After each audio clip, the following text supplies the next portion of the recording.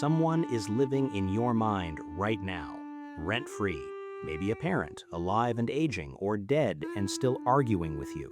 Maybe a friend who vanished without a goodbye, and you're still writing the explanation they never gave you. Maybe the person who left, who sleeps peacefully tonight while you renovate their room in your head. Maybe someone who's still here, sitting in the next room, and you're already grieving them in advance, gripping them tighter every day because some part of you can feel it coming. Stop for a second and name them. You already have. Their face arrived before I finished the sentence.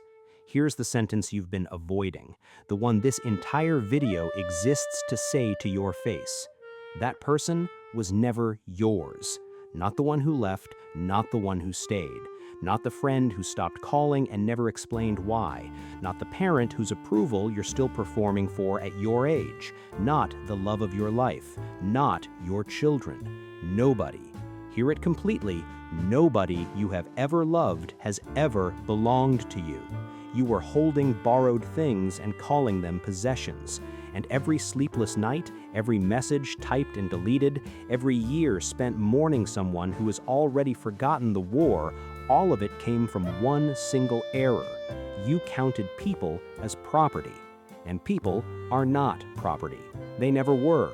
The universe never signed that document. Nobody did. And the cruelest part? You already knew. Deep down, underneath the plans and the promises and the "this one is different," you knew. Everyone leaves. Everyone. You've watched it happen your entire life, and you still hand each new person the deed to your piece and act shocked when they move out. Epictetus, born a slave, a man who owned nothing, not even his own body, said it 2,000 years ago and it still burns. Never say of anything, "I have lost it." Say, "I have given it back." Your friend didn't leave, the loan was recalled. Your love didn't die, the lease expired. You are not grieving a theft, you are grieving the end of a rental you mistook for ownership. This video is not here to comfort you, it's here to hand you the only key that has ever opened this cell. Do something honest.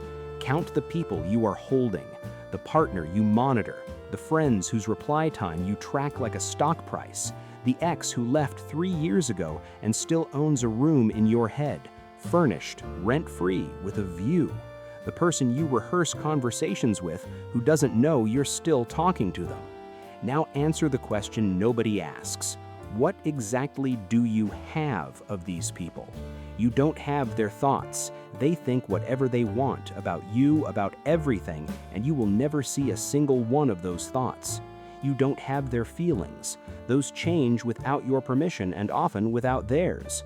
You don't have their future. Any of them can walk out of your life this afternoon, and there is no vow, no contract, no history that can stop them. You don't even have their presence. You have their presence today. That is a completely different thing.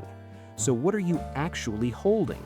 An image, that's all. A picture of them that lives inside your skull, built from edited memories and invented expectations. When you miss someone, you're missing the image. When you rage at someone, you're raging at the image. When you can't let go of someone, you are gripping a photograph while the actual person moves freely through the world, unaware, unbound, unowned. You have never held a person in your life. You have only ever held your idea of them. And if all you've ever held is the image, then ask what the image was for. This is the part where you'll want to click away. Stay. You believe you're attached to people. You're not. You're attached to who you get to be when they look at you. Think of the person whose loss destroyed you most. Now, be surgical. What exactly did you lose? You lost the version of yourself that existed in their eyes. The you that was chosen. The you that was interesting at dinner. The you that mattered. When they left, they took that version of you with them, and that is what you've been trying to retrieve ever since. Not them, you. And that's why rejection burns hotter than grief. That's why being left for someone else destroys you more than being left for no one. That's why you can lose a person you didn't even like that much and still spiral for a year. The wound was never their absence. The wound was what their absence said about you. You didn't build relationships, you built mirrors. And when a mirror walks away, you don't grieve the glass, you grieve your reflection. Read that again because it rewrites your entire history of heartbreak. Every time you thought you were fighting to keep a person, you were fighting to keep a version of yourself. You handed your selfhood to another human being for safekeeping, and they walked out the door with it. Of course it feels like amputation. It is. But understand what was amputated. Not them. The self you had outsourced. This is why letting go has always felt impossible. You thought you were being asked to release a person. You were being asked to release yourself, the flattering reflection, the confirmed existence, the you that was loved. No wonder you'd rather keep the museum open. And underneath every one of these attachments, there's a contract. You wrote it, nobody signed it. Look at yours. You know the clauses by heart, even though you've never said them out loud. If I love this hard, they stay. If I'm loyal, they're loyal back. If I forgive this, they change. If I sacrifice enough, I become impossible to leave. If I am good enough, patient enough, useful enough, easy enough to love, then I am protected from abandonment. Reality never signed that contract. It never read the document. The person you wrote it about doesn't even know it exists. You've been holding someone to terms they never saw and calling their breach betrayal. That's why the endings didn't just hurt you, they enraged you. Somewhere under your grief there has always been fury, the fury of someone who paid and didn't receive. You were kind to people who weren't kind back. You stayed when others would have gone. You loved with the full weight of everything you had, and they still left. And in a place you don't fully admit to yourself, you believe there's a debt, that loyalty earns loyalty, that love earns staying, that somewhere there's a ledger and your balance is enormous and payment is overdue. There is no ledger. Nobody owes you staying because you stayed. Nobody owes you love because you loved. People are not banks. Your deposits bought you nothing because they were never deposits. They were gifts you secretly invoiced. And the difference between a gift and an invoice is the exact size of your suffering when they left. You have been suffering twice. Once from the leaving, and a second time, longer, deeper, from the belief that the leaving broke a rule. Drop the second suffering. There was no rule. There was a contract with one signature on it. Yours. Now widen the lens, because your situation is worse than you think. It has always been worse than you think. Every single person you love is leaving. Not might leave, is leaving. The departures are already scheduled, only the dates are hidden. Some will leave by choice. They'll drift, change, outgrow you, or wake up one morning simply done, and they will owe you no explanation because people never owe explanations for becoming who they are. Some will leave by circumstance, a job, a city, a marriage, a slow calendar of missed calls that neither of you will notice until the friendship is just a name in your contacts. And the loyal ones, the ones who would never ever leave you, death takes those. Every single one. Or it takes you first and makes them the mourner. There is no third option. There has never been a third option. Every relationship you have ever formed ends in separation. 100%, no exceptions in the entire history of the species. The love of your life ends in a departure or a deathbed. Your dearest friend, one of you attends the other's funeral. Your children, the people you would die for without hesitation, if everything goes right, if you are lucky, if life is kind, they will stand at your grave. That is the winning scenario. That is what the best case looks like. The Buddhists compressed it into 4 words most people can't hold for more than a second. All gathering ends in separation.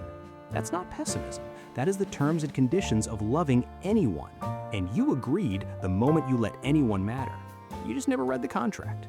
And the departures don't announce themselves. That's the detail that should keep you up tonight. Every relationship in your life has a last day, and the last day is unmarked. There was a final time you saw certain people, and you didn't know it was final. You said see you soon to someone you never saw again. You ended a call with someone thinking there'd be 100 more calls, and there were none. Somewhere in your past, a person walked out of your life forever, and the moment looked so ordinary that neither of you noticed it happening. It's still happening, right now. This month, maybe this week, you will have a last conversation with someone, and it will look like every other conversation. You'll be distracted. You'll check your phone in the middle of it. You'll cut it short because you're tired. And years from now, you'd give anything to have that ordinary, wasted moment back. Your parents, if they're still alive, do the math you've been refusing to do. Count how many times a year you actually see them. Multiply by the years they realistically have left. That's the number. Not forever, not plenty of time. A number, small enough to count on your hands maybe. You think you have your parents, you have a number of visits, and the number is shrinking while you're too busy to call. And knowing this, knowing the arithmetic, you still grip, you still monitor, you still hold people like hostages against a future that was never guaranteed to either of you. You are fighting a war against mathematics, and mathematics has never lost.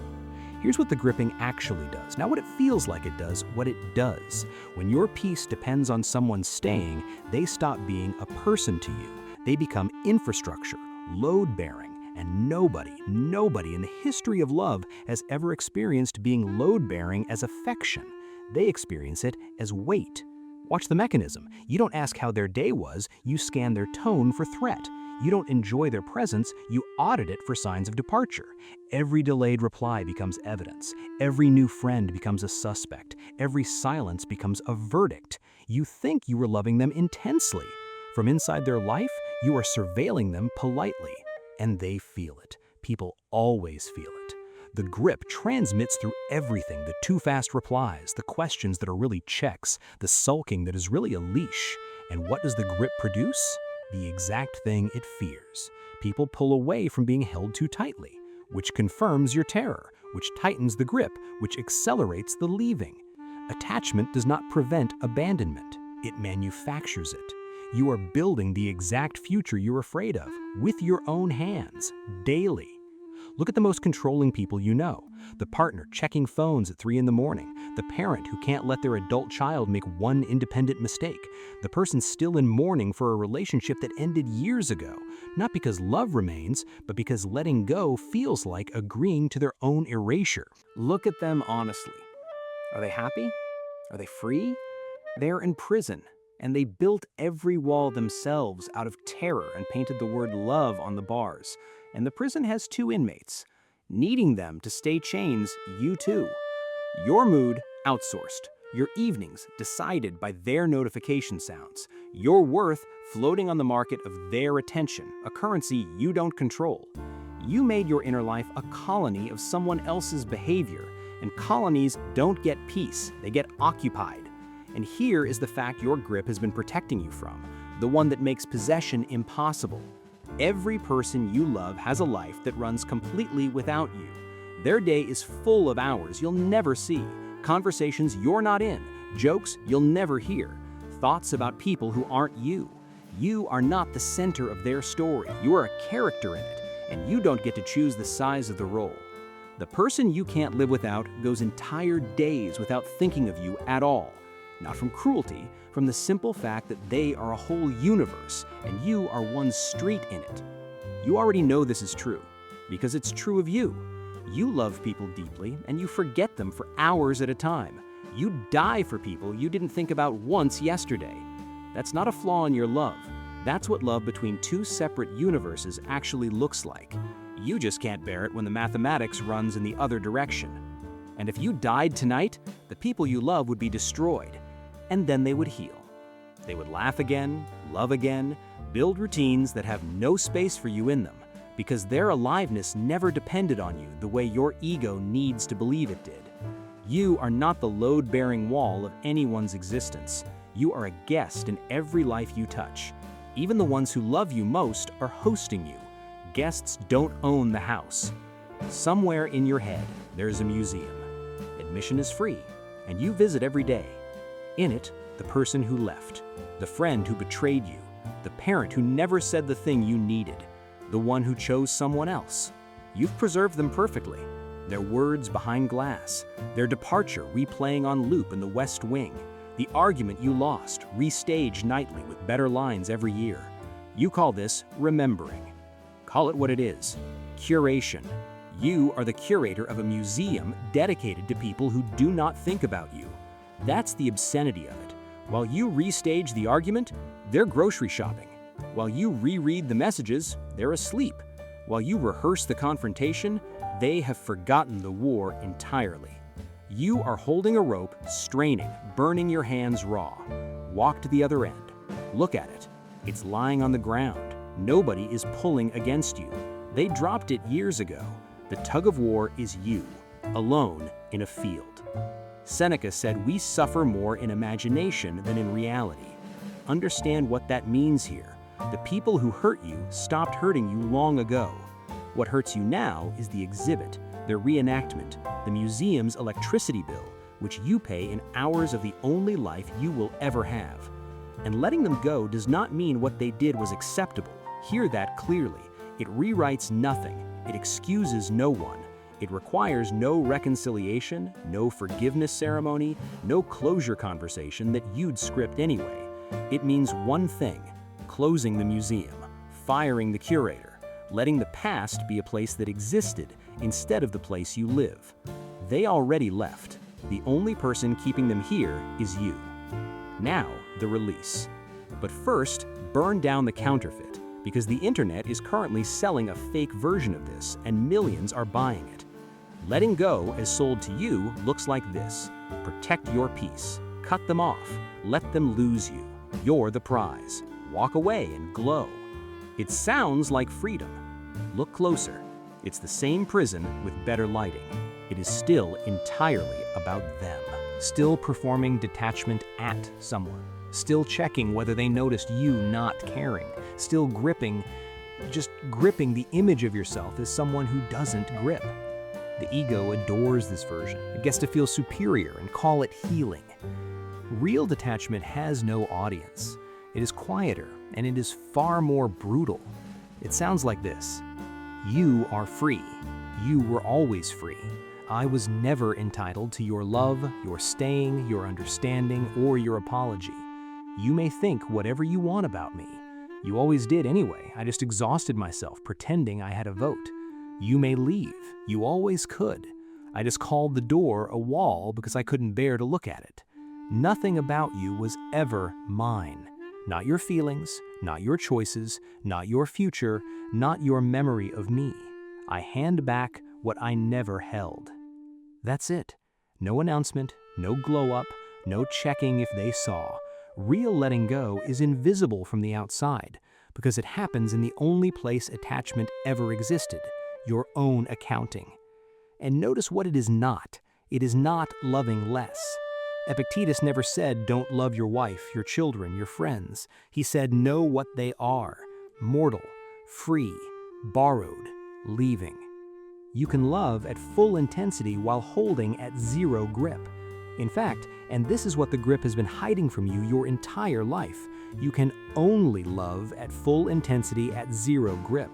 Because what you've been calling love while gripping is mostly fear wearing love's clothes. Fear of loss, fear of solitude, fear of the mirror going dark. Subtract the fear, and what remains, if anything remains, is the real thing. Sometimes nothing remains. Sometimes you subtract the fear and discover there was no love under it at all, just need wearing a costume. That too is information. The grip was hiding that from you as well. Love people like you love a sunset, fully, attentively, knowing it is already leaving. You don't grip a sunset. You don't accuse it of abandonment when night comes. You don't check its last scene. You watch it with complete presence precisely because you know it doesn't stay. And no sunset in the history of the world has ever been ruined by its ending. The ending was never the enemy. The grip was. And if you need proof, go to where the endings actually happen. Ask anyone who has sat beside a deathbed. Nobody at the end says, I'm glad I kept them on a short leash. Nobody says, I'm grateful I checked every reply, tracked every silence, guarded every exit. The dying regret two things, and only two: the grudges they held and the presence they withheld. Grip and absence, the two crimes of every attachment, and they are the same crime, because every hour spent gripping was an hour not spent being there. You will be in that bed one day, the last week, the final accounting. And from that bed, every hour you spent monitoring, auditing, and guarding will look exactly like what it was. Hours spent defending a house that was always going to be emptied. The guards die with everyone else. They just see less of the house on the way out. So here is where you actually are. Beneath everything, you arrived in this world alone, mid-story, uninvited, For a brief window, cosmically a flicker, your path crosses the paths of others, parents assigned by chance, friends assembled by accident and proximity, lovers found in the coincidence of timing. Every one of them a whole universe passing near your universe, briefly close enough to touch. None of them were ever yours. None of them were ever supposed to be. Mine was always a word for objects, smuggled into places it never belonged. And when you finally see this, not as a quote, not as an idea, but see it, something unclenches that has been clenched since childhood.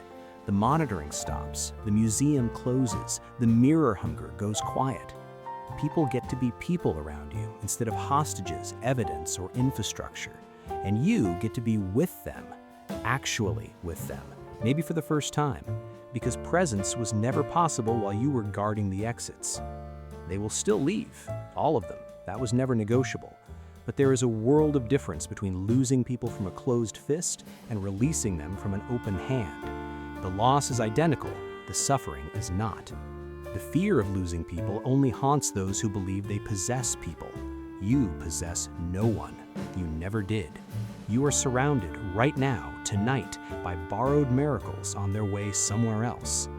So stop reading the old messages, close the museum, drop the rope, it's been slack for years, and go be fully, recklessly present with every borrowed person still in the room before the loan is called.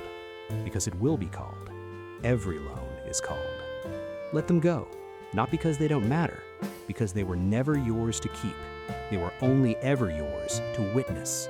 And witnessing, if you actually do it with both eyes open, with empty hands, was always the whole gift. You who made it all the way here, you already understand something most people spend their entire lives running from. This channel survives because of a rare community, lucid, unflinching people who don't look away when the truth looks back. If you feel you belong here, become a member of the channel. It's the most direct way to keep this project alive, and it opens the door to exclusive content and conversations most people will never be ready for. To those who are already members, you are the spine of all of this. Thank you.